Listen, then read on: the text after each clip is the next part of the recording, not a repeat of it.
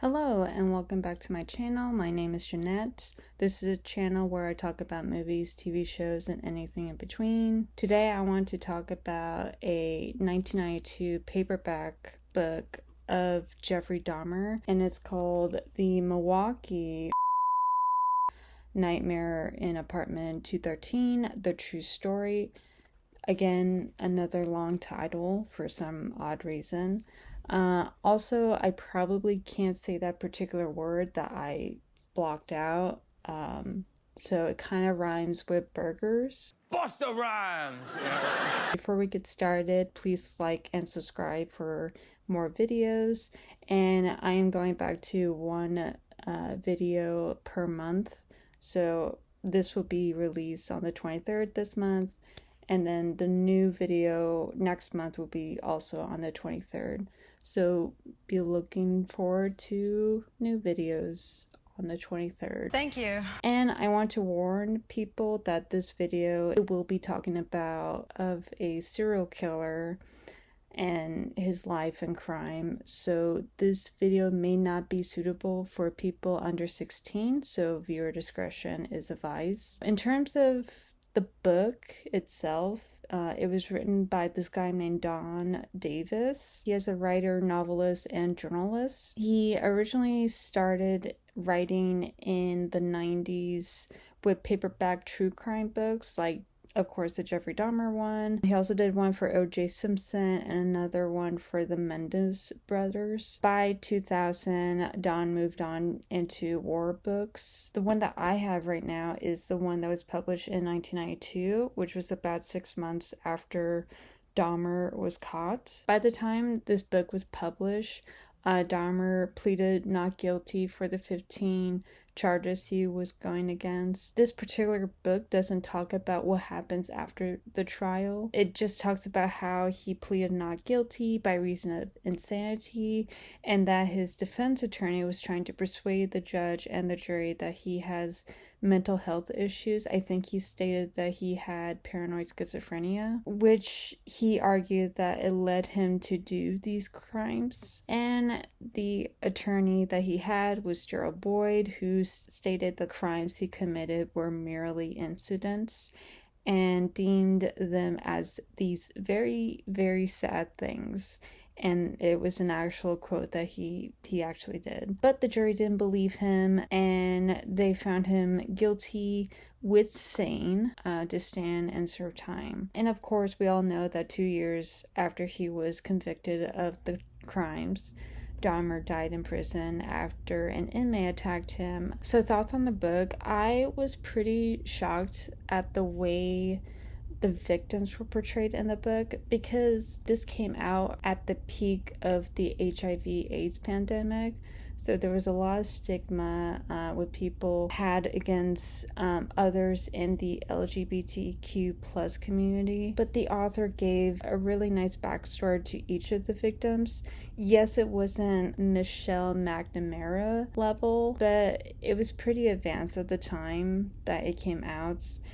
And he gave a paragraph to each of the victims, with one of them going a little bit further given the fact of the situation that it caused. He basically gave a gist of like what they were known for and kind of what they were doing the night that they met Jeffrey Dauhmer. Hello, Editing Jeanette here. I forgot to mention that there was one person that actually escaped Jeffrey Dauhmer, and it like caused him to go to get like notoriety as a result. However, the author explains that he ended up getting arrested because he had an arrest warrant out for him. He was also on trial testifying what happened to him with Jeffrey Dauhmer. The last time someone heard word about him was that he is homeless and still living in Milwaukee. But I just kind of want to let you guys know so that I'm not forgetting anyone. Okay, bye. I also brought up facts I did not know about Dahmer. So, of course, I did not know that he was considered to be a jokester in high school. He even tried to be part of this yearbook photo for the National Honor Society as a joke. for his friends, but it fired back against him when the yearbook editor found him in the photo and decided to black out his face. And the image is actually available online if you're interested. He also attended Ohio State University, which again did not know that he was trying to go to college, but he quit after the first quarter, mainly due to his alcoholism. He served in the army. He was assigned at a U.S. base in Germany. However, the army decided to honorably discharge him due to his alcoholism again, because he was always drinking and he wasn't doing the tasks that he was supposed to do. And I think he was military police. So again, another hint. There were some allegations that he killed 5 people while serving at the Germany base. However, there wasn't enough evidence to prove that he did. And also, since he was already being charged for other crimes in the U.S., authorities didn't feel it was worth the money and worth the time to see if he had a connection with the murders. And Dahmer stated in an interview that he didn't kill anyone overseas, but then again, and he worked at the chocolate factory, and it was the Ambrosia Chocolate Factory in Milwaukee, Wisconsin. He worked at the night shift between 11 p.m. and 7:30 a.m., and this allowed him to avoid the public and to deal with fewer supervisors compared to the morning shift. Eventually, he ended up losing the job as a result of him skipping work towards the end. And I think it was like a couple months before he got caught. He lived with his grandmother for some time. He moved in after he was placed on probation for a crime with a minor. I'm sure you know what crime I meant. He lived in her basement, which had a side entrance to the outside, so kind of like an easy way for him to probably commit his crimes. He killed, I think, 3 people in his grandmother's basement. It got to the point where his grandmother wanted him to leave because I believe that she got a little kind of like uncomfortable with him bringing in men to the basement, and also she could smell this like foul stench. So it got to the point that she didn't want him there, causing him to move to the infamous apartment 213, and it was the Oxford apartment, which is not available anymore. It was torn down. The book also talks about what caused Jeffrey Dahmer to become a serial killer. There was mention in the book that his father, Lionel, felt that a neighborhood boy sexually assaulted Jeffrey when he was 8. They may think that that might have triggered something in him, or might have altered his personality as a result. They also noted that it could be due to the divorce between his parents. So since Jeffrey turned 18 around the time that his parents were starting to deal with the process of the divorce and the custody battle with his younger brother, David, his parents really didn't give Dahmer the attention that he would need. And as a result, people believe that Jeffrey didn't want to have people leave him because he felt that he's been abandoned for so long that he's afraid that someone else is going to abandon him. And it caused him to act violently towards people who want to leave, especially with the first victim, which I'll get into in a bit. If Jeff had come to you and said, "Dad, I'm a homosexual," how would you have reacted? I think I would have started in on a program to try to change his thinking. So you would not have been accepting? No. Do you believe to this day that he is, as a homosexual, living in a state of sin? If you believe the inspired word of God, which I do, that is sin. It's repugnant to God. Do you think Jeff was ashamed of his homosexuality? I think so. He certainly hid so. it from you. Mm-hmm. He sure did. In terms of the victims' names, I'm just going to withhold the names just for the safety of the victim and the victim's family, because I know that this has been almost 30 years, so I'm just going to try to be safe and not reveal their names. But if you want to go further into it, of course it is online. Just letting you know. In terms of the first victim, he picked up a hitchhiker while he was living at the house in Akron, Ohio alone. By then, his mother has already moved out of the house with his younger brother, and his father was already married and living with his wife at a different part of town. His father didn't know that Dahmer was left behind by Joyce, which is his mother, until months later. He picks up this hitchhiker and they kind of like hang out at the house, and it's going pretty well, and it gets to the point where it starts to get dark and the hitchhiker is like, well, I gotta go, I have a concert to get to. Dahmer refused to let him leave, and it got to the point where the hitchhiker just decided to leave. And then Dahmer picked up an item and smashed it into the victim's head, killing him. He ended up dismembering the body and scattering the fragments in the backyard, which FBI later found out, and the fragments were still outside. The second victim, it was kind of like a 10-year drought before Dahmer met his second victim.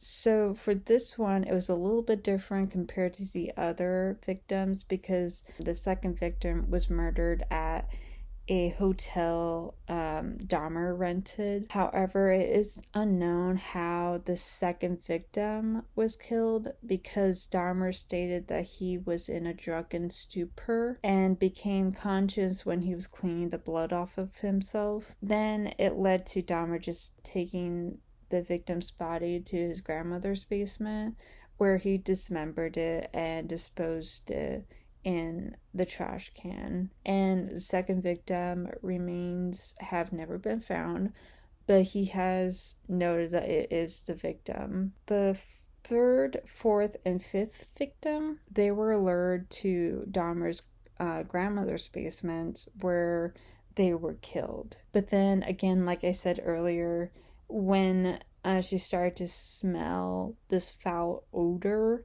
and was becoming uncomfortable with Dahmer bringing men into the basement, she told Dahmer's father that Jeffrey should find his own place, and that's when he moved into the apartment 213. And then from the 7th all the way to his last victim, I think it was the 17th victim, Dahmer killed them in his apartment on the North 25th Street. And he lured most of these victims by offering money in exchange for him taking nude photographs of them. And then once at the apartment, Dahmer laced their drinks with sleeping pills before he strangles them. And from there, it kind of varies in terms of how he killed them. Sometimes he does strangle them, but then sometimes he tortures them a little bit. He would dismember them and try to retain certain body parts, particularly the skulls, as trophies. Near the end, Dahmer brought a 57-gallon drum and filled it with an acid solution as a way to eliminate some of the body parts without the smell or the extra steps to discard the bodies. Because I think a lot of times he would just dump it in the trash, like little by little. And it got to the point where his apartment was starting to smell, and his neighbors were kind of questioning it. And so he brought this 57-gallon drum, which again, it's like, how would you be able to bring that into your room without anyone else, like, watching it? Like, I don't know. I don't get it. I don't know how he brought it in, but he brought it in. And I don't know how he got it. By then, the drum, it helped a little bit, but it was still allowing the apartment to smell. And his 13th victim was probably one of his most famous victims because it was a 14-year-old boy, and he was also the older brother of the kid that Dahmer committed the crime with earlier in 1988. When the 13th victim was found dead and discovered that he was one of Dahmer's victims, and finding out what happened before his death and how he was able to escape from Jeffrey, but when the police arrived after these two women called the police just gave the victim back to Dahmer because Dahmer argued that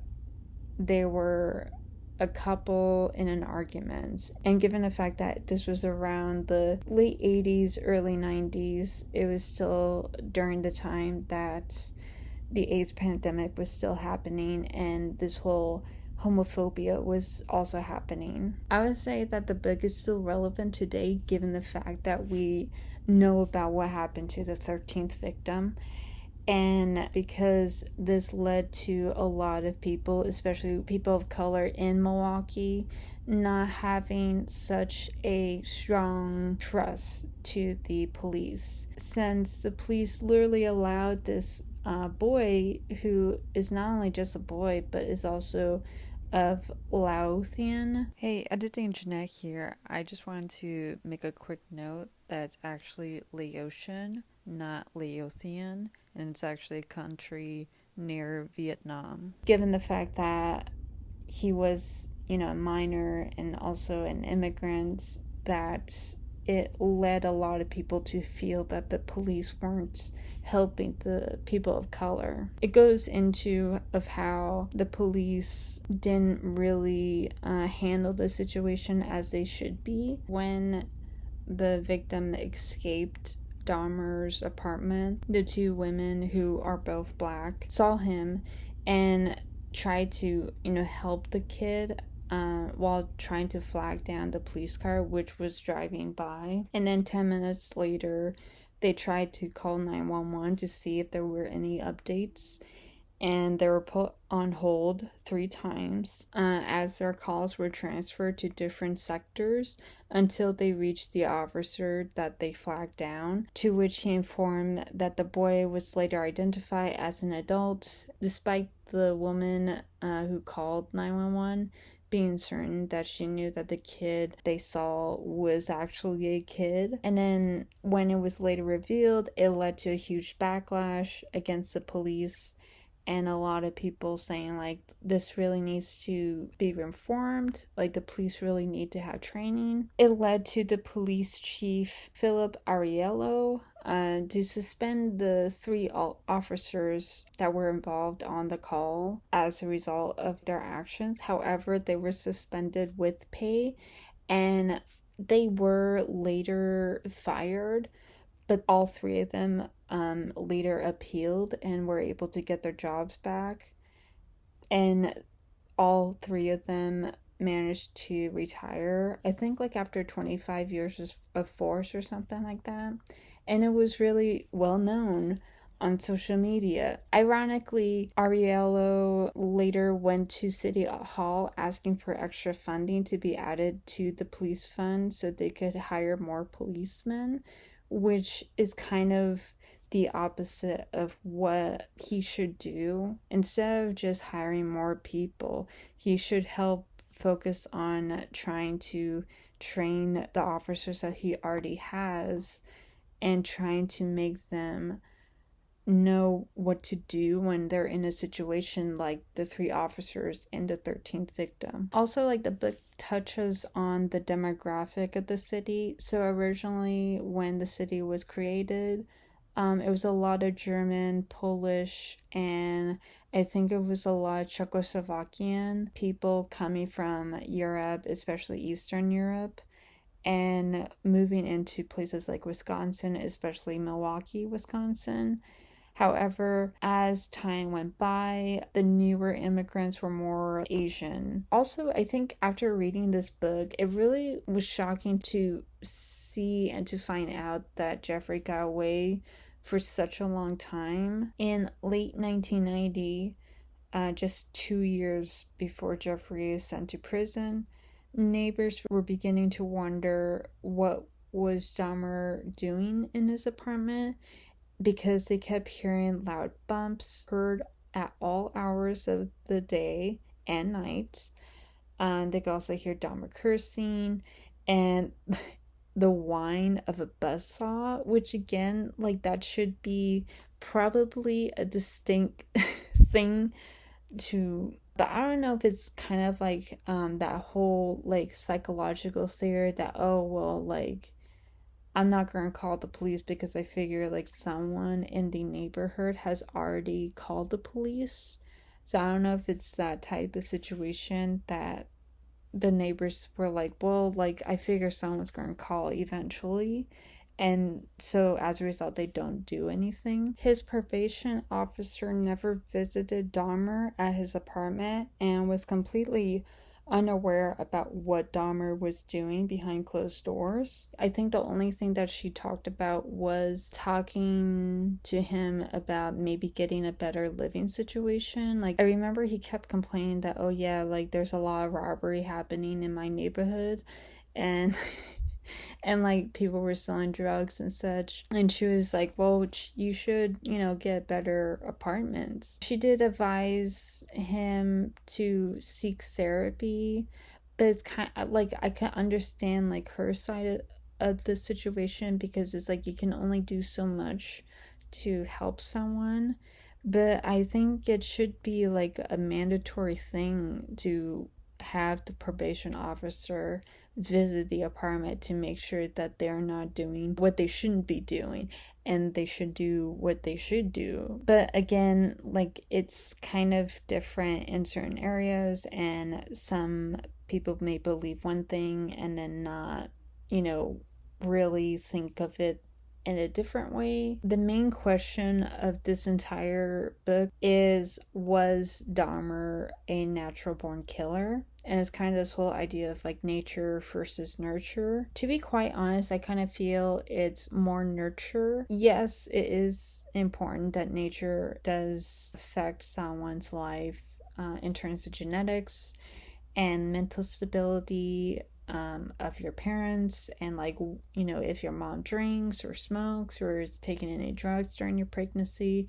Like, I understand that that is important. I also know that Dahmer's mom had severe depression when he was growing up, but his dad figured that she was just trying to get attention. Also, it was the 60s, which is a lot different now. I think if she was suffering from severe depression, it would probably be postpartum depression, or maybe it could be like bipolar as a result of the chemicals in the brain and also in the body. Again, it's very different now than it is then. The author interviewed Dr. Ashok Bedi, who is a diplomat, Jungian psychoanalyst, who also agreed to Dahmer's action being caused by nurture. He states that by having his parents abandon him spiritually and later at the state when he was visiting the probation officer, Dahmer felt that everyone failed him, which caused him to feel that he should use violence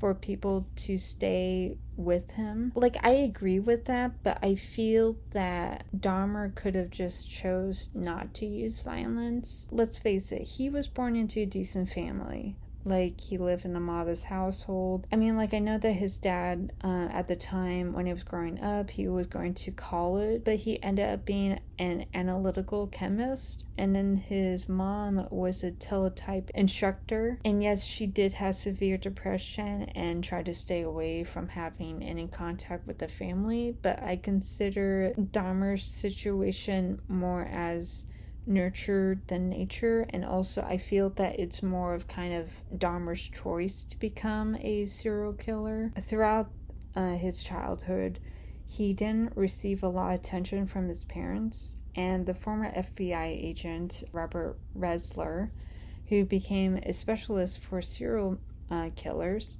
stated that serial killers are not born to kill. stating, "I don't see it as being any sort of inherent or evil genetic type of problem.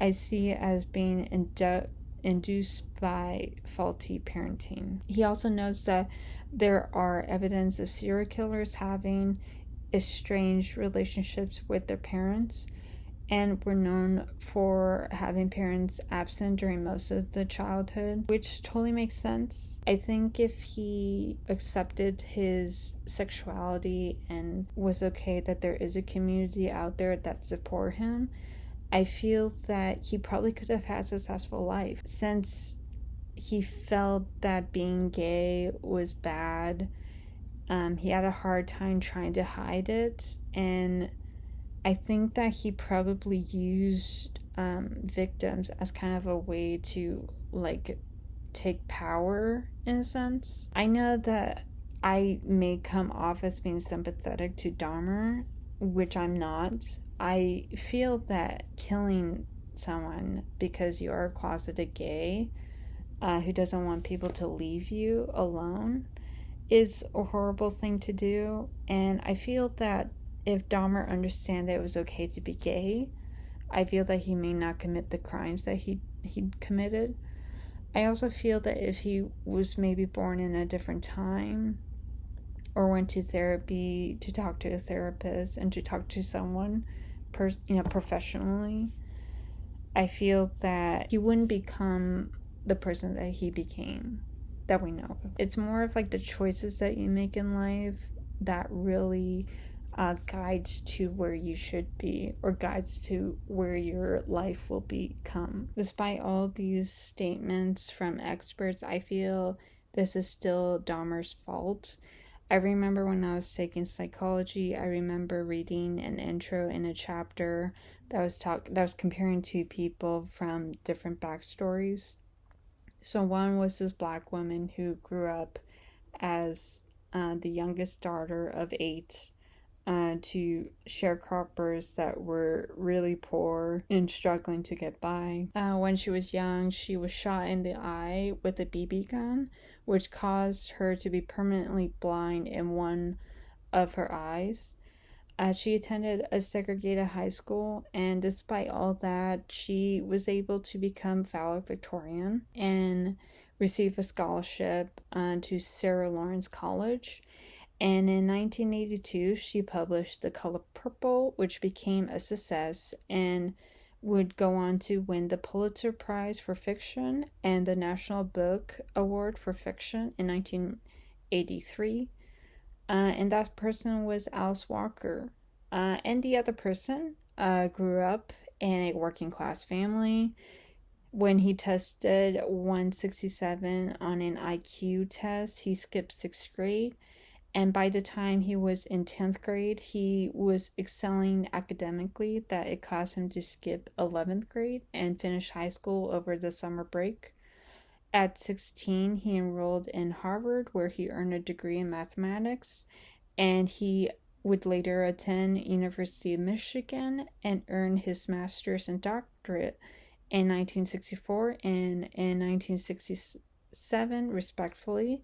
However, despite having great success at such a young age, the person was worried that technology was ruining mankind as people became more dependent on devices. However, I kind of felt that it was more of him knowing that, if people are becoming more dependent on technology, that means that he, the smartest person in the world, cannot be the leader that everyone can look up to. And so he decided to quit his job as professor at the University of Michigan and moved to a cabin in Montana and began sending bombs to different areas that represent technology as a way to scare people from using that technology.